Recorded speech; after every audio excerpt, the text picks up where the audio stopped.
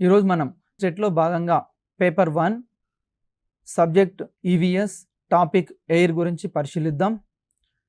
ఈ topic very important.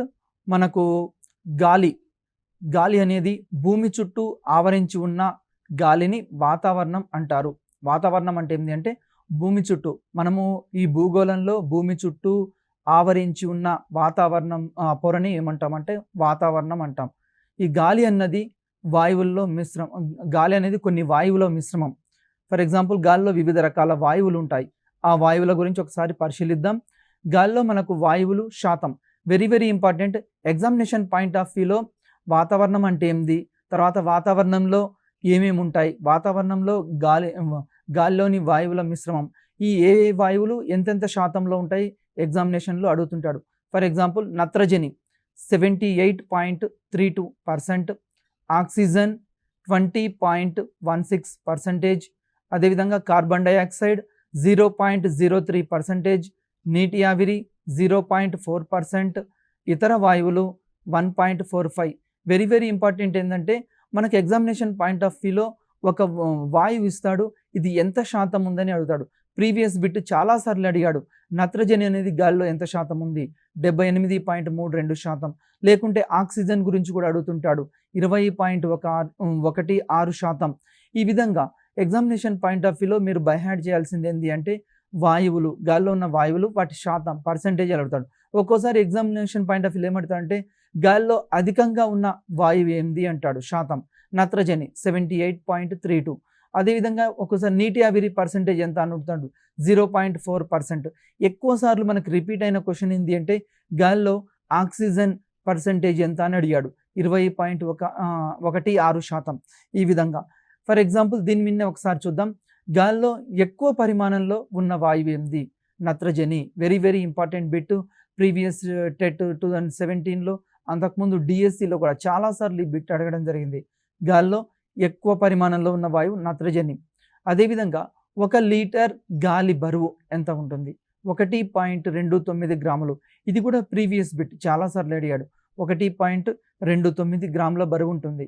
అదేవిధంగా ప్రతి మనిషికి కొన్ని లక్షణాలు ఉంటాయి, కొన్ని ధర్మాలు ఉంటాయి. అదేవిధంగా గాలికి కూడా కొన్ని ధర్మాలు ఉన్నాయి. గాలి యొక్క ధర్మాలు ఏందో ఒకసారి పరిశీలిద్దాం.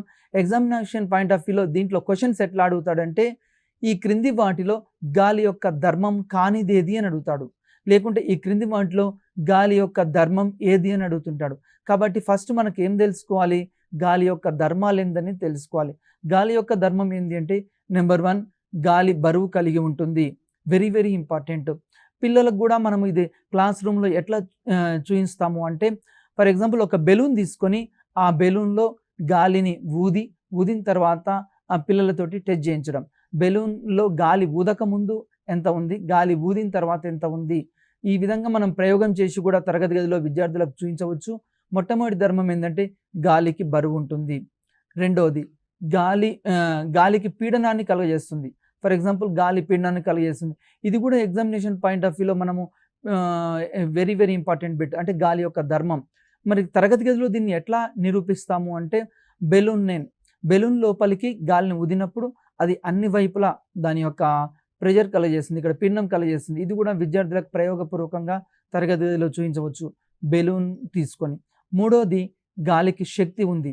గాలికి చాలా శక్తి ఉంటుంది. ఫర్ ఎగ్జాంపుల్ పిల్లల్ని ఎట్లా పరిశీలించవచ్చు అంటే వారికి మనము పిల్లలకి ఫ్యాన్ ఉంది, ఫ్యాన్ క్రింద ఒక పేపర్ పెట్టామనుకోండి, ఫ్యాన్ ఆన్ చేయండి, ఆన్ చేస్తే ఆ పేపర్ పక్కకు జరుగుతూ ఉంటుంది. అంటే దీంతో పిల్లలకి ఏం తెలియచ్చు, గాలికి శక్తి ఉంది అని. అంటే ఆ శక్తితోటి గాలి ఏం చేస్తుంది, ఆ పేపర్ని అటు ఇటు కదిలిస్తుంది. అదేవిధంగా పిల్లలు ఆడుకోవడానికి రకరకాలుగా ఫ్యాన్లు తయారు చేస్తుంటారు, ఏరోప్లేన్స్ తయారు చేస్తుంటారు, ఇవన్నీ గాలిలో వేస్తుంటారు. అంటే గాలికి శక్తి ఉంది, గాలికి ఫోర్స్ ఉంటుంది. అందుకోసమే గాలికి శక్తి ఉంది కాబట్టి తుఫాన్లు వచ్చినప్పుడు అప్పుడప్పుడు ఏమవుతాయి, ఇంటి పైకప్పులు ఎగిరిపోతుంటాయి. ఫర్ ఎగ్జాంపుల్ పూరి గుడిసెలైనా, తర్వాత ఇంటి పైన ఏమైనా రేకులు ఇలాంటివి ఉంటే ఆ రేకులు కూడా ఎగిరిపోవడం ఇలాంటివన్నీ జరుగుతుంటాయి. దానికి కారణం ఏంది, గాలికి శక్తి ఉంది. మనం అప్పుడప్పుడు సైకిల్ దొక్కుకుంటూ వెళ్తూ ఉంటాం. వెళ్ళినప్పుడు మనకు ఎదురుగా గాలి బాగా ఫోర్స్ తోటి వస్తుంది అనుకోండి, అప్పుడు మన సైకిల్ మనం ఎంత దొక్కినా కానీ వెనక్కి పోతుంటుంది. అంటే మనం అక్కడ ఎక్కువ బలాన్ని ప్రయోగించాల్సి వస్తుంది. అంటే గాలికి శక్తి ఉంది. ఈ గాలికి శక్తి ఉంది కాబట్టే మనం ఏం చేస్తున్నామంటే ఈరోజు పవన విద్యుత్తును ఉత్పత్తి చేస్తున్నాం. ఈరోజు చాలా వరకు మనకు విద్యుత్తుని రకరకాలుగా తయారు చేస్తుంటాం. ఒకటి హైడ్రో ఎలక్ట్రికల్ పవర్, రెండోది థర్మల్ ఎలక్ట్రికల్ పవర్, మూడోది విండ్ ఎలక్ట్రికల్ పవర్, తర్వాత హైడ్రో ఎలక్ట్రికల్ పవర్ అంటే జల విద్యుత్ శక్తి, తర్వాత గాలి పవన విద్యుత్ శక్తి, ఈ విధంగా రకాలు ఉన్నాయి. మనం ఈ గాలికి శక్తి ఉంది కాబట్టి దీని ఆధారంగా ఏం చేస్తున్నాము అంటే ఇక్కడ విద్యుత్ తయారు చేస్తున్నాము. అదేవిధంగా గాలిలో ఆక్సిజన్ నైట్రోజన్ల నిష్పత్తి వెరీ వెరీ ఇంపార్టెంట్ బిట్. ఇది చాలాసార్లు ఎగ్జామినేషన్ పాయింట్ ఆఫ్ వ్యూలో మనని అడగడం జరిగింది. గాల్లో ఆక్సిజన్ నైట్రోజన్ల నిష్పత్తి ఎంత అని 1:4. ఇక్కడ కన్ఫ్యూజ్ కావద్దు. ఒకసారి ఎగ్జామినేషన్ పాయింట్ ఆఫ్ వ్యూలో ఏమిస్తారంటే ఫస్ట్ ఆక్సిజన్ ఇచ్చిండా నైట్రోజన్ ఇచ్చిండా విద్యార్థులు గుర్తుపట్టాలి. ఎందుకంటే చాలాసార్లు ఎగ్జామినేషన్ పాయింట్ ఆఫ్ వ్యూలో అడుగుతాడు. ఆక్సిజన్ ఇస్తే 1%, తర్వాత 1%, తర్వాత నైట్రోజన్ 4%. అంటే గాల్లో 1:4% ఆక్సిజన్ నైట్రోజన్ల నిష్పత్తి. ఇది చాలాసార్లు ఎగ్జామినేషన్ పాయింట్ ఆఫ్ వ్యూలో అడగడం జరిగింది. గాల్లో ఇతర వాయువులు, మరి గాల్లో ఇంకా ఏమేమి వాయువులు ఉన్నాయి? గాల్లో జడ వాయువులు ఉంటాయి. వెరీ వెరీ ఇంపార్టెంట్ అండి. గాల్లో ఇంకా జడ వాయువులు ఉంటాయి. దీంట్లో helium, neon, organ, krypton, xenon ఇలాంటి గాల్లో కొన్ని జడ వాయువులు ఉన్నాయి. మరి గాల్లో నత్రజని ఘన పరిమాణం, ఇది కూడా వెరీ వెరీ ఇంపార్టెంట్. చాలాసార్లు ఎగ్జామినేషన్ పాయింట్ ఆఫ్ వ్యూలో అడగడం జరిగింది. గాల్లో నత్రజని ఘన పరిమాణం ఎంత? 4/5 వంతు. 4/5 వంతు వెరీ వెరీ ఇంపార్టెంట్, చాలాసార్లు అడిగాడు. అదేవిధంగా బరువు 3/4 వంతు.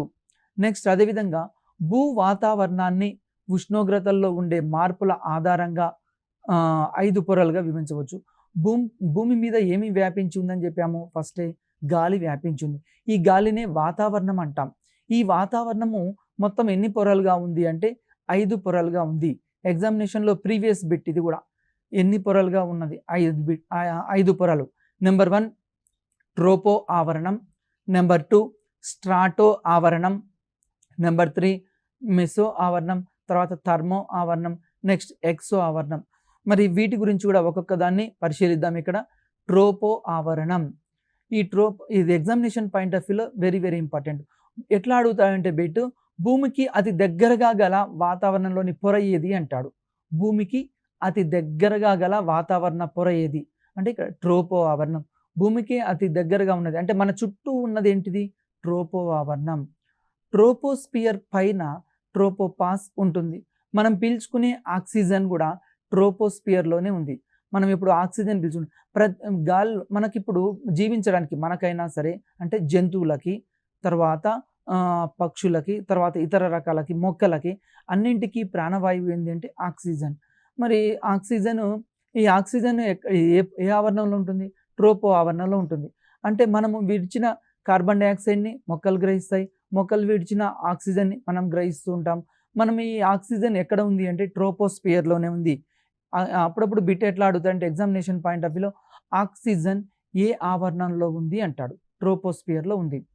భూమికి అతి దగ్గర గల వాతావరణ పొర, మనకి ఇక్కడ వాతావరణ పొర ఏంటంటే ట్రోపోస్పియర్ అని చెప్పడం జరిగింది.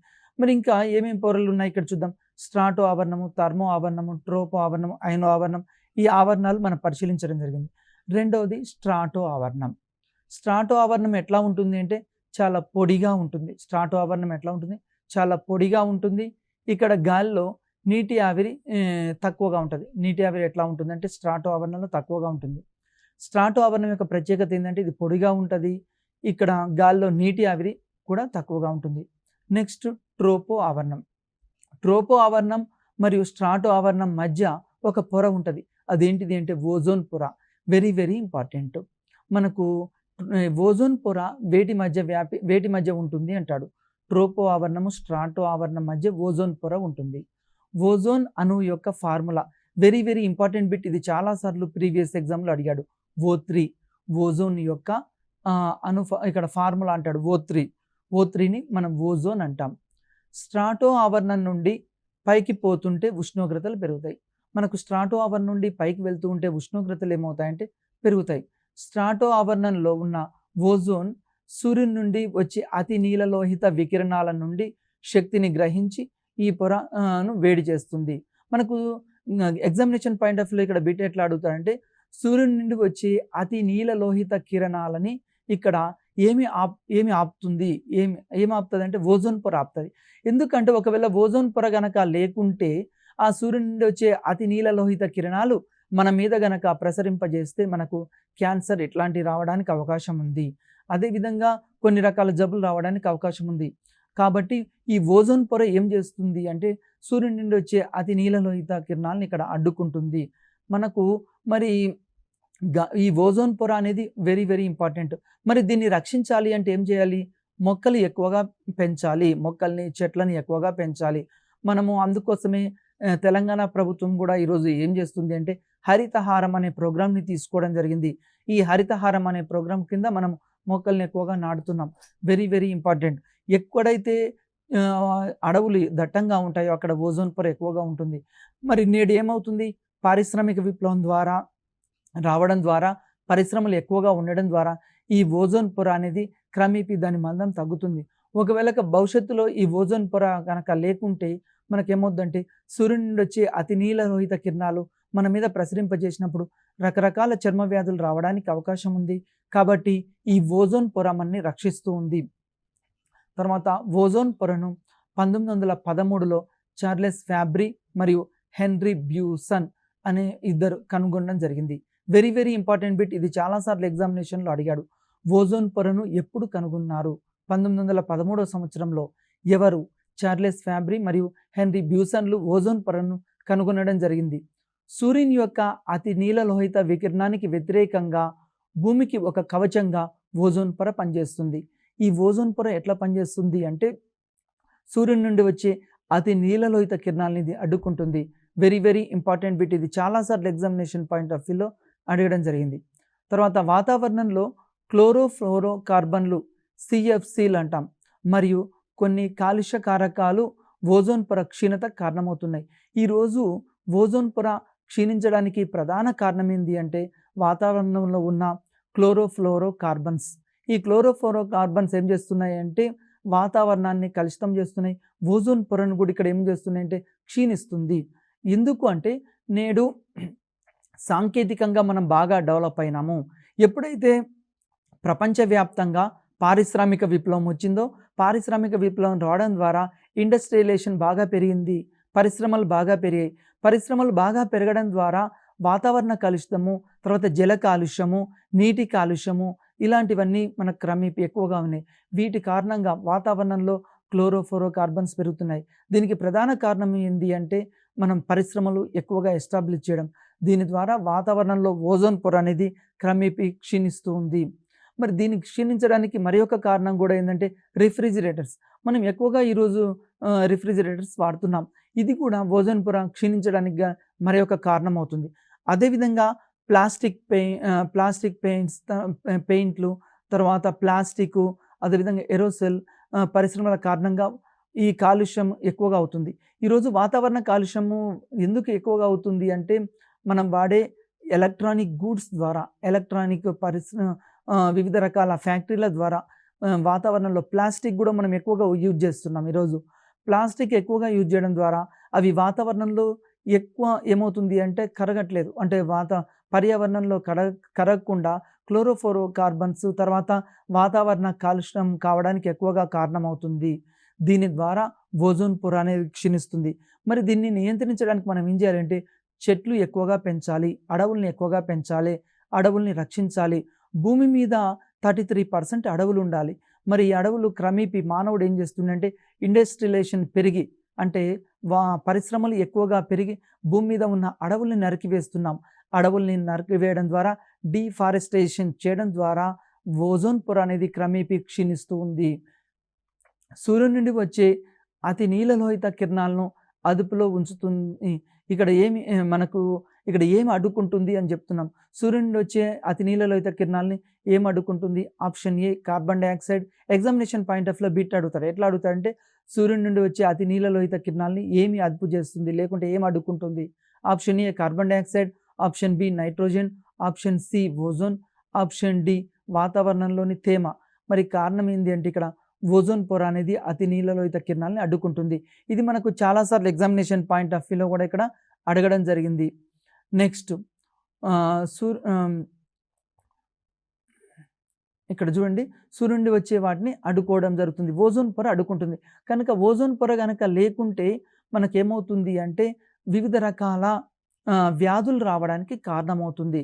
వివిధ రకాల అందుకోసమే మనం ఈరోజు ఆహ్, మొక్కల్ని ఎక్కువగా నాటాలని చెప్తున్నాము. మొక్కల్ని ఎక్కువగా నాటాలి.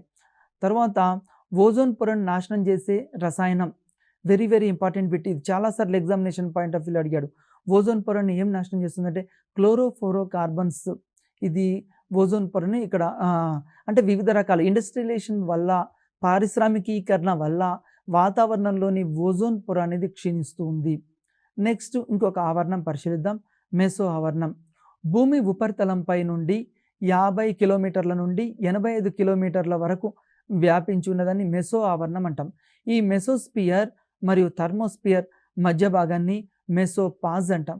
వెరీ వెరీ ఇంపార్టెంట్ బిట్ ఏంటంటే ఎగ్జామినేషన్ పాయింట్ ఆఫ్ వ్యూలో ఎట్లా అడుగుతాడంటే మెసో ఆవరణం ఎన్ని కిలోమీటర్ల మధ్య వ్యాపించి ఉంది అంటాడు. భూమి నుండి 50 నుంచి 85 కిలోమీటర్ల మధ్య ఈ మెసో ఆవరణం అనేది వ్యాపించి ఉంది. ఎగ్జామినేషన్లో ప్రీవియస్ బిట్ ఇది చాలాసార్లు కూడా అడగడం జరిగింది. మళ్ళీ ఒకసారి రిపీట్ చేస్తున్నాను. మెసో ఆవరణం 50 నుండి 85 కిలోమీటర్ల మధ్య వ్యాపించి ఉంది. నెక్స్ట్ చాలా ఉల్కలు ఈ మెసోస్పియర్లోనే ఆవిరైపోతున్నాయి. మనకు ఉల్కలన్నీ కూడా మన ఆకాశంలో చూస్తుంటాం. ఈ ఉల్కలు ఏ ఆవరణంలో ఆవిరైపోతాయి అంటే మెసోస్పియర్లో. తర్వాత నెక్స్ట్ అదేవిధంగా భూమి నుండి పైకి వెళ్ళే కొద్దీ ఉష్ణోగ్రత తగ్గుతుంది. ఉష్ణోగ్రత తగ్గి ఈ మెసోస్పియర్ పైభాగం చల్లగా ఉంటుంది. మెసోస్పియర్ పైభాగం చల్లగా ఉంటుంది. అదేవిధంగా సమరూప ఆవరణం.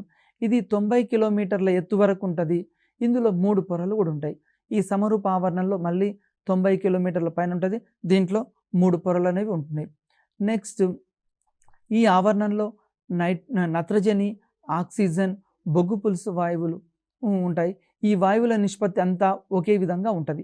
ఈ సమరూప ఆవరణంలో ఏమేమి వాయువులు ఈక్వల్గా ఉంటాయంటే నత్రజని, ఆక్సిజన్, బొగ్గు పులుసు వాయువు. ఈ మూడింటి యొక్క నిష్పత్తి ఒకే విధంగా ఉంటుంది. నెక్స్ట్ 4వది థర్మో ఆవరణం. థర్మోస్పియర్ చాలా అధిక ఉష్ణోగ్రత కలిగి ఉంటుంది. ఎందుకు అంటే భూమి నుంచి పైకి వెళ్తూ ఉంటే అంటే సూర్యునికి దగ్గరగా వెళ్తుంది కాబట్టి ఇక్కడ ఏమవుతుంది, ఉష్ణోగ్రత పెరుగుతూ ఉంటుంది. అదేవిధంగా ఉపరితలం నుండి 53 నుండి 56 మైళ్ళ మధ్య దూరంలో ఇది ప్రారంభమవుతుంది. Very very important bit. Thermo ఆవరణం ఎక్కడ ప్రారంభమవుతుంది అని ఎగ్జామినేషన్లో ఇంతకుముందు చాలాసార్లు అడిగాడు. 53 మైళ్ళ నుండి 56 మైళ్ళ మధ్యలో ఈ థర్మో ఆవరణం ఉంటుంది. భూమి నుండి 311 మైళ్ళు మరియు 621 మైళ్ళ మధ్య విస్తరించి ఉంటుంది. నెక్స్ట్ థర్మోస్పియర్ యొక్క గరిష్ట ఉష్ణోగ్రత వెరీ వెరీ ఇంపార్టెంట్. ఇది చాలాసార్లు ఎగ్జామినేషన్ పాయింట్ ఆఫ్ వ్యూలో అడిగాడు. థర్మోస్పియర్ యొక్క గరిష్ట ఉష్ణోగ్రత ఎంత అంటే 2000 డిగ్రీల సెంటీగ్రేడ్ కంటే ఎక్కువగా ఉంటుంది. ఇది ప్రీవియస్ బిట్ చాలాసార్లు అడిగాడు. థర్మోస్పియర్ యొక్క గరిష్ట ఉష్ణోగ్రత 2000 డిగ్రీల సెంటీగ్రేడ్ కంటే ఎక్కువగా ఉంటుంది. మనము చదివేటప్పుడు మీరు ఏం చేయాలంటే ఎగ్జామినేషన్ పాయింట్ ఆఫ్ వ్యూలో ప్రతి లైన్ని బుక్లో ఉన్న ప్రతి లైన్ని అంటే 3rd క్లాస్ నుంచి మనము 8th క్లాస్ వరకు మనం ఏం చేయాలి, ప్రతి లైన్ టు లైన్ చదువుతూ ఉండాలి. అదేవిధంగా ఇదే టాపిక్ 9th 10thలో కూడా మనం కంటిన్యూ చేస్తూ ఉండాలి. Next exosphere. భూ వాతావరణంలో ఇక్కడ అన్నింటికంటే పై పొర ఎక్సో ఆవరణం. Very very important. భూ వాతావరణంలో అన్నింటికంటే పై పొర ఏంటంటే ఎక్సోస్పియర్. ఈ ఎక్సోస్పియర్లో హైడ్రోజన్ మరియు హీలియం వంటి వాయువులు ఉన్నాయి. ఇక్కడ హైడ్రోజన్, హీలియం వంటి వాయువులు ఉన్నాయి. తర్వాత బహురూప ఆవరణం. ఇది 90 కిలోమీటర్ల కంటే పైన ఉన్న పొరను వాతావరణ పొర. దీంట్లో ఈ భూ వాతావరణంలో ఆక్సిజన్ అతి ముఖ్యమైన వాయువు. మన భూమి మీద ఉన్న వాయువుల్లో మనకు అతి ముఖ్యమైన వాయువు ఏంటంటే ఆక్సిజన్. ఎందుకు అంటే ఆక్సిజన్ లేకుంటే మనం జీవించలేము. మనము ఈరోజు బ్రతకడానికి ప్రధాన కారణం ఏంటంటే ఆక్సిజన్, గాల్లోని ఆక్సిజన్. ఈ ఆక్సిజన్ని పీల్చుకొని మనం ఉంటున్నాం. అదేవిధంగా జంతువులైనా, పక్షులైనా వివిధ రకాలుగా. భూమి పొరల్లో అత్యధికంగా ఉండే మూలకం వెరీ వెరీ ఇంపార్టెంట్ బిట్. ఇది చాలాసార్లు ఎగ్జామినేషన్ పాయింట్ ఆఫ్ వ్యూలో అడిగాడు. భూమి పొరల్లో అత్యధికంగా ఉండే మూలకం ఏంది అంటే ఆక్సిజన్. ఎందుకంటే ఎగ్జామినేషన్ పాయింట్ ఆఫ్ వ్యూలో ఎట్లా ఇస్తారంటే భూమి పొరల్లో అత్యధికంగా ఉండే మూలకం ఏది? Option A carbon dioxide, option B oxygen, option C nitrogen, option D helium. మరి భూమి పొరల్లో అత్యధికంగా ఉండే మూలకం ఏంటంటే ఆక్సిజన్. Correct answer oxygen. తర్వాత మొక్కలు, జంతువులు శ్వాసించడానికి ఆక్సిజన్ అవసరం. మొక్కలైనా జంతువులైనా ఇక్కడ శ్వాసించడానికి ఆక్సిజన్ అవసరం. చెట్లు ఆక్సిజన్ని విడుదల చేస్తాయి. ఇది ఏ విధంగా అంటే ఉదయం పూట సూర్యుడు ఉదయించిన తర్వాత సూర్యుడి నుండి వచ్చే సూర్యరశ్మిని ఏం చేస్తాయి చెట్లు గ్రహిస్తాయి. గ్రహించి అదేవిధంగా సూర్యరశ్మిని గ్రహించి భూమిలోని వేర్ల నుంచి నీటిని తీసుకొని మనకు కావలసిన ఆక్సిజన్ అవి విడుదల చేస్తాయి. చెట్లు మనల్ని దీన్ని ఇక్కడ మనం కిరణజన్య సంయోక్రియ అంటాం. ఏం చేస్తుంది చెట్లు ఆక్సిజన్ని విడుదల చేస్తాయి. ఆక్సిజను నీటిలో కరుగుతుంది. Very very important bit. ఇది చాలాసార్లు ఎగ్జామినేషన్ పాయింట్ ఆఫ్ వ్యూ అడిగారు. ఆక్సిజన్ దేంట్లో కరుగుతుంది? నీటిలో కరుగుతుంది. అదేవిధంగా రోగులు, పర్వతారోహకులు, రోదసి యాత్రికులు శ్వాస కోసం ఆక్సిజన్ ఉపయోగిస్తారు. ఎగ్జామినేషన్ పాయింట్ ఆఫ్ వ్యూలో ఏమడుగుతాడంటే రోగులైనా అంటే వివిధ రకాల వ్యాధులు. ఫర్ ఎగ్జాంపుల్ మనము కరోనా అప్పుడు చూసాం. చాలామందికి అప్పుడు ఏం కొరత ఏర్పడ్డది? ఆక్సిజన్ సిలిండర్ల కొరత ఏర్పడ్డది. మరి ఈ ఆక్సిజన్ అనేది వెరీ వెరీ ఇంపార్టెంట్. అంటే కొద్దిమంది హాస్పిటల్లో ఏం చేస్తుంటారంటే రోగులకి మనకు ఎమర్జెన్సీ టైంలో ఆక్సిజన్ అందిస్తుంటాం. రోగులు, తర్వాత పర్వతారోహకులు. ఎందుకంటే పర్వతాలు చాలా ఎత్తులో ఉంటాయి కాబట్టి వాటి మీదికి పర్వతారోహకులు వెళ్తూ ఉంటారు. అప్పుడు కూడా ఈ ఆక్సిజన్ అవసరం. అదేవిధంగా రోదసి యాత్రికులు, వీళ్ళకు కూడా ఆక్సిజన్ అవసరం. దీంట్లో ఆక్సిజన్ అవసరం పడుతూ ఉంటుంది. తర్వాత గాలి ఆవశ్యకత, ప్రాణవాయువు. మరి గాలి యొక్క ఇంపార్టెన్స్ ఏంది? మనకు గాలి లేకుంటే మనము జీవించలేం. మనందరికీ తెలుసు. మనమందరం ఒక్క నిమిషం మీరు ముక్కు మూసుకొని ఉండండి, మనం బతకలేం. ఎందుకు? గాలి అవసరం. మరి గాలి అనేది ప్రాణవాయువు అవసరం. తర్వాత మంటలు మండించడానికి కూడా గాలి అవసరం. అదేవిధంగా మొక్కల్లో బీజ వ్యాప్తికి, భూమిపై ఉష్ణోగ్రతలు నియంత్రించడానికి కూడా గాలి అవసరం. మనకి గాలి ఎందుకు అవసరం అంటే ఈరోజు మొక్కలు జీవించడానికైనా, తర్వాత విత్తనాలు మొలకెత్తడానికైనా ఏమవసరం? గాలి అవసరం. అదేవిధంగా భూమిపై ఉన్న ఉష్ణోగ్రత నియంత్రించడానికి కూడా ఈ యొక్క గాలి అవసరం. తర్వాత విమానాలు ట్రోపోస్పియర్లో ప్రయాణిస్తాయి. Very very important bit. చాలాసార్లు అడిగాడు. విమానాలు ఎక్కడ ప్రయాణిస్తాయి? ట్రోపోస్పియర్లో. మేఘాలు కూడా ట్రోపోస్పియర్లో ఏర్పడతాయి. Very very important bit. మేఘాలు ఎక్కడ ఏర్పడతాయి? ట్రోపోస్పియర్లో ఏర్పడతాయి. ఈ ఆవరణం భూమి ఉపరితలం నుండి 10 నుండి 50 కిలోమీటర్ల మధ్య ఉంటుంది. 10 నుండి 50 కిలోమీటర్ల మధ్య ఉంటుంది. వాతావరణ పీడనం. నెక్స్ట్ ఈ వాతావరణ పీడనం గురించి ఒకసారి పరిశీలిద్దాం. గాలి ద్రవ్యరాశిని, బరువుని కలిగి ఉంటుంది. Very very important bit. Examination point of వ్యూలో అడుగుతాడు. గాలి యొక్క ధర్మాల్లో అడుగుతుంటాడు. గాలి ఏం చేస్తుంది? పీడనాన్ని కలిగి ఉంటుంది. అదేవిధంగా గాలి స్థలాన్ని ఆక్రమిస్తుంది. మనం ఇంతకుముందే చూసాం. ఇది వెరీ వెరీ గాలి ద్రవ్యరాశిని కలిగి ఉంటుంది, అంటే బరువును కలిగి ఉంటుంది. గాలి భూమి మీద ఉన్న ప్రతి వస్తువు మీద పీడనాన్ని కలిగజేస్తుంది. ఈరోజు భూమి మీద ఉన్న ప్రతి వస్తువు మీద గాలి ఏం చేస్తుంది? పీడనాన్ని కలగజేస్తూ ఉంటుంది, తన ప్రెజర్ని కలగజేస్తూ ఉంటుంది. మనం తుఫాన్లు వచ్చినప్పుడు కూడా చూస్తుంటాం, ఇండ్ల పైకప్పులు ఎగిరిపోతుంటాయి. దానికి కారణం గాలి అని చెప్తుంటాం. పీడనాన్ని వాతావరణ పీడనం అంటాం. ఈ పీడనాన్ని ఏమంటాం? వాతావరణ పీడనం. ఎగ్జామినేషన్ పాయింట్ ఆఫ్ వ్యూలో వెరీ వెరీ ఇంపార్టెంట్ ఏంటి అంటే పీడనానికి ఎస్ఐ ప్రమాణం అడుగుతాడు. Very very important. పీడనానికి ఎస్ఐ ప్రమాణం ఏంటంటే newton per metre square. Very very important bit. చాలాసార్లు ఎగ్జామినేషన్ పాయింట్ ఆఫ్ వ్యూలో అడిగాడు. పీడనానికి ఎస్ఐ ప్రమాణం న్యూటన్ పర్ మీటర్ స్క్వేర్. వాతావరణ పీడనాన్ని కొల్చుటకు ఏమి ఉపయోగిస్తాం? బారోమీటర్ను ఉపయోగిస్తాం. ఇది కూడా చాలాసార్లు ఎగ్జామినేషన్ పాయింట్ ఆఫ్ వ్యూలో అడిగాడు. వాతావరణ పీడనాన్ని కొలుచుటకు ఏమి ఉపయోగిస్తాము? బారోమీటర్ను ఉపయోగిస్తాం. ఈ బారోమీటర్ అనేది 2 రకాలుగా ఉంటుంది. ఒకటి ద్రవ బారోమీటర్లు, రెండోది అనార్ధ బారోమీటర్లు. తర్వాత ఇంకొక ఇంపార్టెంట్ బిట్ ఏంది అంటే తొట్టి బారోమీటర్ని నిర్మించిన వారు ఎవరు అంటాడు. టారిసెల్లి. Very very important. తొట్టి బారోమీటర్ని నిర్మించింది ఎవరంటే టారిసెల్లి. బారోమీటర్ని ఉపయోగించి వాతావరణ పీడనాన్ని బట్టి ఇక్కడ వర్షం లేక తుఫాన్లని ఇక్కడ కనుగొనవచ్చు. మనం వర్షాన్ని అంటే ముందుగానే ఊహిస్తాము. వాతావరణ పీడనాన్ని ఆధారంగా చేసుకొని మనం ఏం చేస్తాం? వర్షం వస్తుందా, తుఫాను వస్తుందా, భవిష్యత్తులో ఏం సంభవించబోతుంది అనేది కనుగొంటూ ఉంటాము. బారోమీటర్ యందు పాదరస మట్టం నిదానంగా తగ్గిన రాబో వర్షాన్ని సూచించును.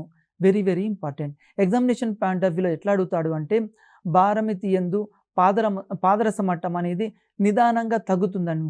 ఇది దేనికి సూచిక అంటాడు? రాబో వర్షానికి సూచిక. పాదరస మట్టం అనేది హఠాత్తుగా పడిపోతే దేనికి సూచిక అంటాడు? తుఫానికి సూచిక. Very very important. ఇది చాలా సార్లు అడిగాడు. పా భారమితి యందు పాదరస మట్టం నిదానంగా తగ్గుతేనేమో రాబో వర్షానికి సూచిక, హఠాత్తుగా పడిపోతేనేమో తుఫానులకు సూచిక. 14 భారమితిని ప్రమాణ భారమితిగా మనం భావిస్తాము, ఉపయోగిస్తాము. ఇంకొక ఇంపార్టెంట్ బిట్ ఏంది అంటే సాధారణ వాతావరణ పీడనం 76 సెంటీమీటర్లు లేదా 760 మిల్లీమీటర్లు. నెక్స్ట్ పాదరస స్తంభంపై ఏర్పడిన ఖాళీ ప్రదేశం దాన్ని ఏమంటామంటే టారిసెల్లి శూన్య ప్రదేశం అంటాం. వెరీ వెరీ ఇంపార్టెంట్ బిట్ అండి ఇది. పాదరస స్తంభంపై ఏర్పడిన ఖాళీ ప్రదేశాన్ని టారిసెల్లి శూన్య ప్రదేశం అంటూ ఉంటాం. నెక్స్ట్ సముద్ర మట్టం కన్నా దిగువ ఉన్న ప్రదేశాల్లో భారమితిలోని పాదరసం ఎత్తు ఎక్కువ అవుతుంది. ఎత్తైన ప్రదేశాలకు పోయిన కొలది పాదరస మట్టం ఏమవుతుంది, తగ్గుతూ ఉంటుంది. ఇది వెరీ వెరీ ఇంపార్టెంట్. తర్వాత సముద్ర మట్టం నుండి ప్రతి 272.7 మీటర్ల ఎత్తుకి పోయిన 2.54 సెంటీమీటర్ల పీడనం తగ్గుతుంది. ఇది ప్రీవియస్ బిట్, చాలాసార్లు అడిగాడు. అదేవిధంగా 272.7 మీటర్ల లోతుకి పోయిన 2.54 సెంటీమీటర్ల పీడనం పెరుగును. ఇది ఎగ్జామినేషన్ పాయింట్ ఆఫ్ వ్యూలో అడిగాడు. Next radar, very very important bit. ఇది చాలాసార్లు ఎగ్జామినేషన్లో రాడార్ అబ్రివేషన్ అడిగింది జరిగింది. Radio direction and ranging. Next అదేవిధంగా వాతావరణ శాస్త్రవేత్తలు అవపాతం మరియు గాలిని పర్యవేక్షించడానికి రాడార్ని ఉపయోగిస్తారు. ఈ రాడార్ దేనిపై పనిచేస్తుంది అంటాడు, పరావర్తనంపై ఇది పనిచేస్తూ ఉంటుంది. నెక్స్ట్ అవపాతం, సుడిగాళ్ళు, ఉరుములతో కూడిన తుఫాన్లు వంటి వాతావరణ మార్పులను రాడార్ని ఉపయోగించి ముందుగానే ఊహించవచ్చు. అంటే గాల్లో తుఫాన్లు ఎప్పుడు వస్తాయి, దేంతో కనుక్కుంటాం, ఇక్కడ రాడార్ను ఉపయోగించి కనుక్కుంటాం. అదేవిధంగా సముద్రంలో ఇప్పుడు నావికులు ఉన్నారు, వాళ్ళు కూడా ఏం చేస్తుంటారు, రాడార్ను ఉపయోగించి రాబోయే తుఫాన్లని వీటిని ముందుగానే కనుగొంటుంటారు. తుఫాన్లో రాకను ముందుగా సూచించు పరికరం ఆప్షన్ ఏ బారోమీటర్, తర్వాత option B anemometer, option C radar, option D గాలిమర. ఇక్కడ రాడార్ను ఉపయోగించి మనము తుఫాన్ని కనుగొంటాం. వాతావరణ పీడనం సాంద్రతపై ఆధారపడితే వాతావరణ సాంద్రత, ఉష్ణోగ్రత మరియు ఆర్ద్రతలపై ఆధారపడుతుంది. ఇది కూడా మనకు ఎగ్జామినేషన్లో అడుగుతుంటాడు. అదేవిధంగా ఉష్ణోగ్రత ఎక్కువైతే వాతావరణ సాంద్రత తగ్గుతుంది. Very very important bit. ఉష్ణోగ్రత ఎక్కువైతే ఏమంటాడు, వాతావరణ సాంద్రత తగ్గుతుంది. అదేవిధంగా తడిగాలి సాంద్రత పొడిగాలి సాంద్రత కన్నా తక్కువగా ఉంటుంది. ఎగ్జామినేషన్లో ఇది కూడా అడిగాడు చాలాసార్లు. ఉపగ్రహాలు, రాడార్ల ద్వారా తుఫాన్లని మనం ముందుగానే ఊహించవచ్చు. మనం ఈరోజు రాబోయే తుఫాన్లని ఎట్లా కనుగొంటున్నాము అంటే ఉపగ్రహాలు, శాటిలైట్స్ ద్వారా, తర్వాత రాడార్ల ద్వారా మనం కనుగొంటున్నాం. నెక్స్ట్ ఇంకొక ఇంపార్టెంట్ బిట్ ఏంటంటే ఇంకు పిల్లర్ డాష్ ఆధారంగా పనిచేస్తుంది. ఇది వెరీ వెరీ ఇంపార్టెంట్. గాలి పీడనం ఆధారంగా పనిచేస్తుంది. ఈ ఇంకు పిల్లర్ ఏ సూత్రం ఆధారంగా పనిచేస్తుంది అంటే గాలి పీడనం ఆధారంగా. నెక్స్ట్ ఆర్ద్రత, గాల్లోని నీటి ఆవిరి శాతాన్ని ఆర్ద్రత అంటాం. గాల్లోని నీటి ఆవిరి శాతాన్ని ఏమంటాం, ఆర్ద్రత అంటాం. ఆర్ద్రతని హైగ్రోమీటర్ అనే పరికరం ఉపయోగించి కొలుస్తారు. వెరీ వెరీ ఇంపార్టెంట్ బిట్, ఇంతకుముందు చాలాసార్లు అడిగాడు. ఆర్ద్రతని దేని ఆధారంగా, హైగ్రోమీటర్. నెక్స్ట్ సాపేక్ష ఆర్ద్రత ఈజ్ ఈక్వల్ టు వాస్తవ ఆవిరి పీడనం బై సంతృప్తి ఆవిరి పీడనం ఇంటూ 100%. అదేవిధంగా సాపేక్ష ఆర్ద్రతను స్లింగ్ సైక్రోమీటర్ సహాయంతో కొలుస్తారు. ఇది కూడా ప్రీవియస్ బిట్ అండి. గాల్లోని నీటి ఆవిరి శాతాన్ని ఈ విధంగా పిలుస్తారు. ఇది ప్రీవియస్ బిట్, చాలాసార్లు అడిగాడు. ఆప్షన్ ఏ వాతావరణం, ఆప్షన్ బి వర్షపాతం, ఆప్షన్ సి ఆర్ద్రత, ఆప్షన్ డి వాతావరణ పీడనం. ఇక్కడ ఆన్సర్ ఏంటి అంటే ఆర్ద్రత. మనం ఎగ్జామినేషన్ పాయింట్ ఆఫ్ వ్యూలో చదివేటప్పుడు ప్రతి అంశాన్ని క్షుణ్ణంగా పరిశీలించాలి. ఇక్కడ మనకు ప్రీవియస్ బిట్స్ అనేవి ఎక్కువగా వస్తున్నాయి, రిపీట్ అవుతుంటాయి. కాబట్టి మనం కరెక్ట్ ఆన్సర్ ఏంటంటే ఆర్ద్రత. నెక్స్ట్ గాలిలో ఆర్ద్రతను కొలుచుటకు ఉపయోగించు పరికరం. ఇది కూడా ప్రీవియస్ బిట్ అండి. Option A thermometer, option B hygrometer, option C barometer, option D hydrometer. మరి కరెక్ట్ ఆన్సర్ ఏంటంటే హైగ్రోమీటర్. అంటే జనరల్గా మనం ఆర్ద్రతను కొలవడానికి ఏం ఉపయోగిస్తుంటామంటే హైగ్రోమీటర్ని ఉపయోగిస్తుంటాం. ఎగ్జామినేషన్ పాయింట్ ఆఫ్ వ్యూలో మనము విద్యార్థులు ఏం చేయాలంటే ప్రతి అంశాన్ని ఇక్కడ చదువుకుంటూ వెళ్తూ ఉండాలి. నెక్స్ట్ అదేవిధంగా పవనం అంటే ఏంది, కదిలే గాలిని పవనం అంటాం. సాధారణంగా చల్లని గాలులు అధిక పీడన ప్రదేశం నుండి అల్పపీడన ప్రదేశం వైపు పోతుంటాం. మనం అప్పుడప్పుడు చూస్తుంటాం ఎండాకాలంలో ఏమవుతుంది, గాలి ఒక ప్రదేశం నుండి మరొక ప్రదేశానికి పోతుంది. అంటే చల్లని గాలులు అధిక పీడనం నుండి అల్పపీడన ప్రదేశానికి కదులుతూ ఉంటాయి. నెక్స్ట్, పవనాల కదలికకు కారణం ఏంది? ఇది కూడా ఎగ్జామినేషన్ పాయింట్ ఆఫ్ వ్యూలో మనకు చాలాసార్లు అడిగాడు. ఆప్షన్ ఏ, భూమి మీద సమానమైన వేడి. ఆప్షన్ బి, వేడి స్థిరంగా ఉండడం. ఆప్షన్ సి, నీరు ఏర్పడడం. ఆప్షన్ డి, భూమి మీద వేడి వ్యత్యాసాలు. పవనాల కదలికకు కారణం ఏంది అంటే కరెక్ట్ ఆన్సర్ ఆప్షన్ డి, భూమి మీద వేడి వ్యత్యాసాలు. కాబట్టి మనము ఈ చాప్టర్లో ఏం పరిశీలించామంటే గాలి యొక్క ధర్మాలు ఏంది, తర్వాత ఎగ్జామినేషన్ పాయింట్ ఆఫ్ వ్యూలో క్వశ్చన్స్ ఎట్లా వస్తాయంటే మనం లైన్ టు లైన్ చదువుకొని ఎక్కువ మార్కులు సాధించండి. మరి ఒక చాప్టర్ తోటి మరి ఒక ఎపిసోడ్లో కలుద్దాం. నమస్తే.